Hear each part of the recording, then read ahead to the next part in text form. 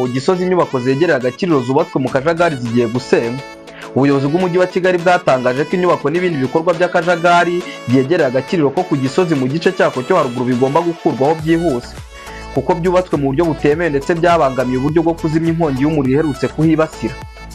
Uwo mwanzuro watangajwe nyuma y'uko mu rukerera rw'itariki 30 Gicurasi 2025 AGAKIRIRO ko ku Gisozi kibasiwe n'inkongi y'umuriro ikangiza bikomeye igice kinini cyako n'ibyarimo imbere.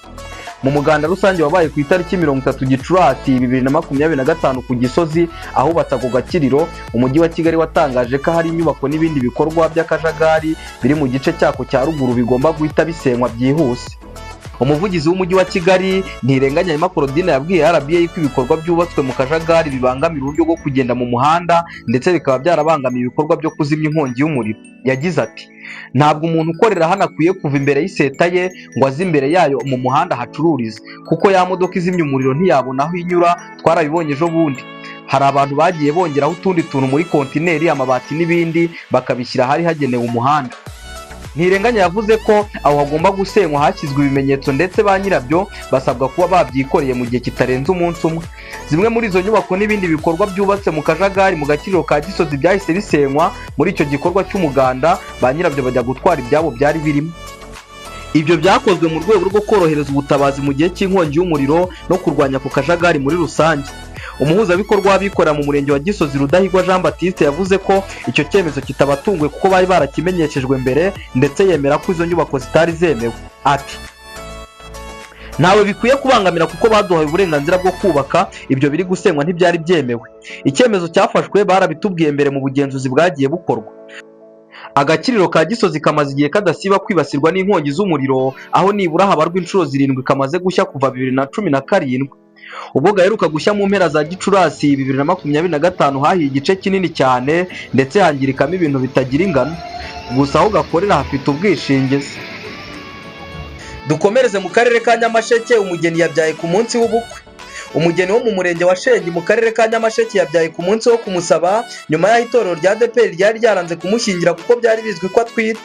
Byabereye mu mudugudu wa Karugera, akagari ka Mugera ku itariki 29 Gicurasi 2025. Mu ijoro ryo kuwa gatatu rishyira kuwa kane nibwo uyu mugeni yafashwe n'ibisajyanwa kwa muganga kubyara.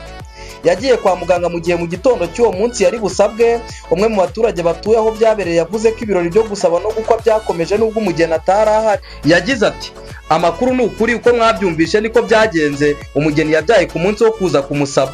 Ntabwo byadutunguye nk'abaturanyi kuko twari dusanzwe tubizi ko atwite. Icyadutangaje nuko byahuriranye akabyara ku munsi wo kumusaba.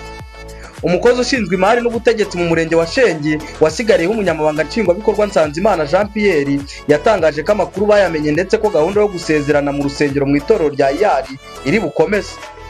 Yagize ati, bari barasezeranye imbere y'amategeko ariko batabana nk'umugore n'umugabo kuko bari bategereje kubanza gusezerana imbere y'Imana. Nyuma yo kumenya ko yabyaye, gahunda yo gusaba no gukwa yarakomeje nubwo umugeni yari ari ku kigo nderabuzima cya Mugera. Uyu mugeni yagombaga gusezerana mu itorero rya ADEPR n'amatariki y'ubukwe yaratangajwe, ariko itorero riza kumenya ko atwite ryanga kubashyingira. Nyuma y'aho ADEPR yanze kubashyingira, basabye gushyingirwa mu itorero rya Iyari ribemerera kwiga nk'abagarukiramana rikabasezeranya. Itorero rya Iyari nyuma yo kumenya ko uyu mugeni yabyaye rikomeje gahunda yo gushyingira abageni. Biteganyijwe ko umuhango wo gusezerana imbere y'Imana uba kuri uyu wa gatanu tariki 30 Gicurasi 2025. Amakuru yacu reka tuyahinira aha. Mwari kumwe nanjye Imanishimwe Vincent. Niba ukunze ibiganiro byacu ntiwibagirwe gukanda subscribe kuri TV yacu Vumbura TV, like, comment ndetse na share kugira ngo ujye urushaho kubona ibindi biganiro bitandukanye.